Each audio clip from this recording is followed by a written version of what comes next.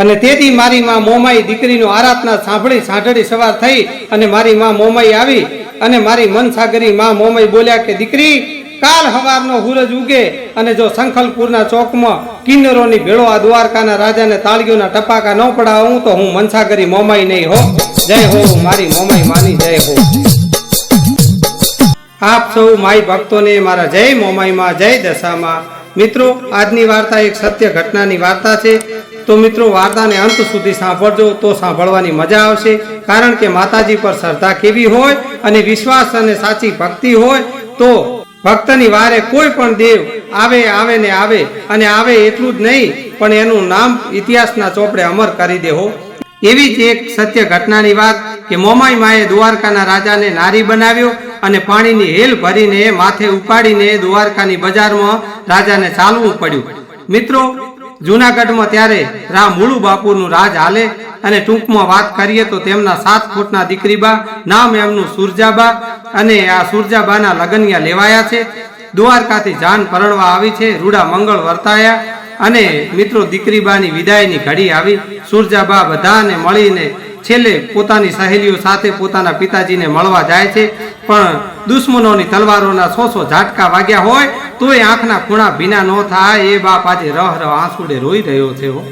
અને ટૂંકમાં કહીએ તો ત્યારે મુળુ બાપુના મોઢામાંથી શબ્દો નીકળ્યા કે બેટા, આજ કંઈક માગી લો દીકરીબા, કંઈક માગી લો. ત્યારે સુરજાબા બોલ્યા, બાપુ કાંઈ નથી જોઈતું, મને ઘણું તમે આપ્યું છે, પણ નહીં બેટા, વિદાય વખતે કંઈક માગી લો. આમ 1 વાર 2 વાર અને 3 વાર કહ્યું કે માગી લો. ત્યારે મિત્રો, જે પાનેતર ઊંટ્યું હતું એનો 2 હાથે છેડો પકડી ખોળો માંડી અને જૂનાગઢના રાજકુંવરીબાએ કહ્યું, બાપુ બીજું તો મારે કાંઈ નથી જોઈતું, પણ તમારે આપવું જ હોય તો જૂનાગઢના રાજાના 7મા માળે ચાંદીની છાબમાં સોનાના ફળાવાળી મોમાઈ બેઠી છે એ મને આજે આપી દો હો. અને ત્યારે મુળુ બાપુએ કહ્યું કે બેટા, આજ તમને કરિયાવરમાં મારી મોમાઈ માં આપું છું, જાઓ બેટા, માં મોમાઈ તમારા રખોપા કરશે. આમ વિદાયમાં મોમાઈ માને લઈ દ્વારકા આવે છે. અને ટૂંકમાં વાત કરીએ તો સુરજાબા મોમાઈ માની એમના ઓરડામાં સ્થાપના કરે છે.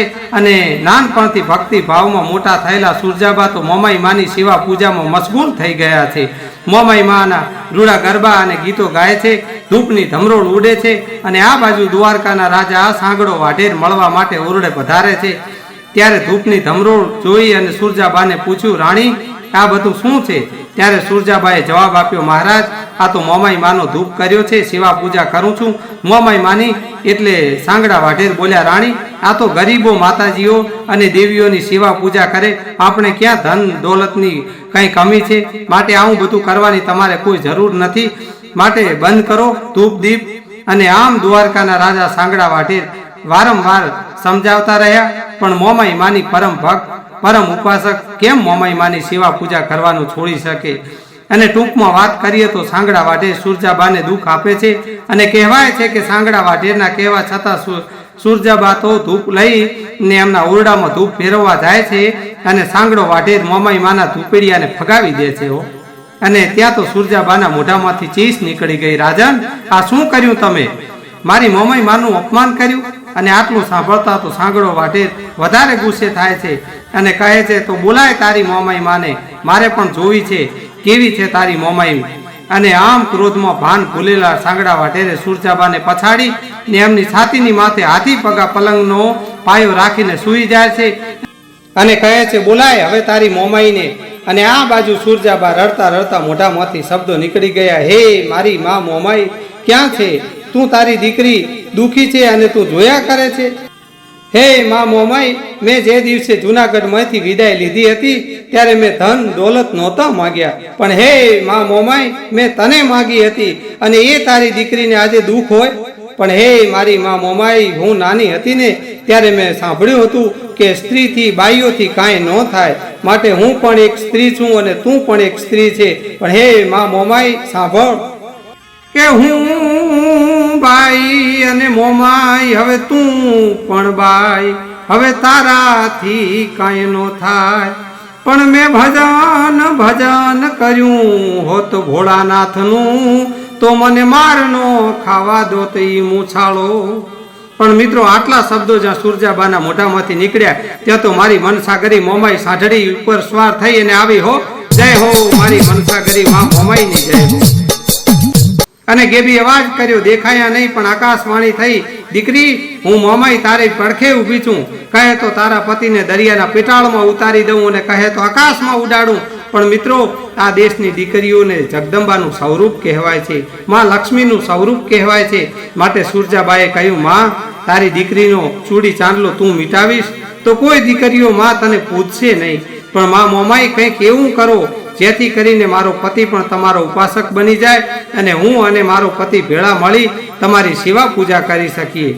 ત્યારે મારી મનસાગરી માં મોમાઈ બોલ્યા, દીકરી બેટા કાલ સવારનો સૂરજ ઉગે અને જો સંખલપુરના ચોકમાં કિન્નરોની ભેળો તાળીઓના ટપાકા ન પડાવું તો હું મનસાગરી મોમાઈ નહીં હો. જય હો મારી મનસાગરી માં મોમાઈની જય હો. અને આમ ઢોલિયામાં સુતેલા દ્વારકાના રાજા સાંગડા વાઢેરને આકાશ માર્ગે ઉડાડ્યો અને સંખલપુરના ચોકમાં લાવીને ઉતારી દીધો હો.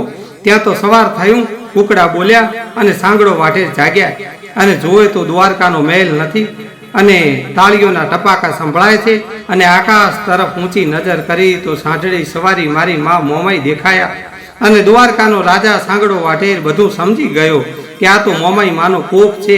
મેં રાણીને દુઃખ આપ્યું, મોમાઈ માનું અપમાન કર્યું, એનું આ પરિણામ છે. ત્યાં તો સંખલપુર રાજના ચોકીદાર સિપાહીઓ રાતની રોજ સવાર અને સાંજ બંને ટાઈમ તપાસ કરવા નીકળે અને કોઈ પણ માણસ સંખલપુર રાજાની રજા વગર રોકાયો હોય અથવા આવ્યો હોય તો એનું ધડથી મસ્તક અલગ કરી નાખે. આવો કડક કાયદો. અને સવાર થઈ ગયેલું જોઈ સાંગડો વાઢેર આકાશ તરફ જોઈ મોમાઈ માને કહે છે, હે મોમાઈ માં સવાર થઈ ગયું છે અને હમણાં રાજના સિપાહીઓ આવશે અને મને મારી નાખશે. હું રજા વગર આવ્યો છું અને માં મોમાઈ તમે મને અહીંયા અજાણ્યા મલકમાં ઉતાર્યો છે, માટે હે મોમાઈ માં આમાંથી ઉગરવા બચવાનો આમાંથી હવે મને કંઈક રસ્તો બતાવો.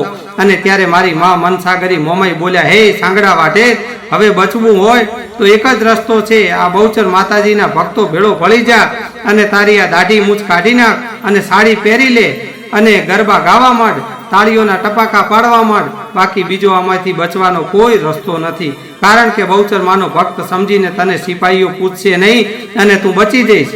ત્યાં તો કહેવાય છે કે સાંગડા વાઢેરે દાઢી મૂછ કાઢી નાખ્યા અને જેવી આવડતી હતી એવી જેમ તેમ સાડી વીંટોળી અને બહુચર માના ભક્તો ભેળો ગરબા ગાવા લાગ્યો.